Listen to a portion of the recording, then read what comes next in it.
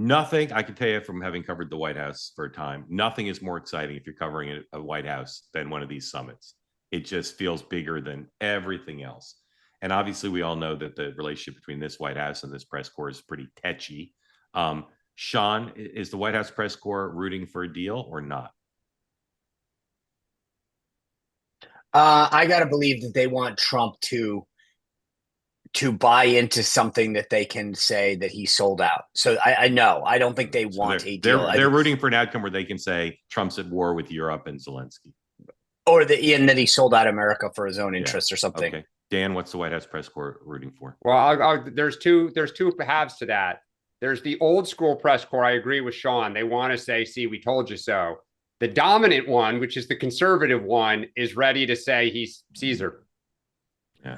Well, the interesting thing about that, by the way, to Dan's point, when you do stuff like this, these trips cost money. Mark, I mean, like part of the reason that the pool consists of the ABCs and the Washington Post or whatever is flying on Air Force One, they bill you. And so you have to be able to have the funds and the resources to travel. That's the sort of the dirty little secret that the conservative, that a lot of independent media doesn't want to talk about, is that they can't foot the bill for a lot of these things. And so how many of them traveled there? I doubt many. Yeah. So you're going to rely on Fox and Well, but the fact that I was sitting in the chair last night with Sean Hannity. Hannity's going to interview him live on this afternoon. Brett Baer's on the plane. He's going to conservative media is ready. Whatever the game plan with the comm strategy is, conservative media is ready to hail it as.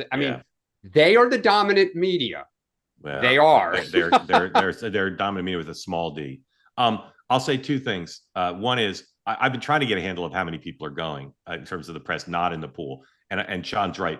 It's so much smaller than it would have been, even though there's many more news organizations. There are lots of organizations that would have gone unilaterally that aren't going to go. In part, it's on short notice, not the easiest place in the world to get to, but it just is very expensive and it's unclear what the access is.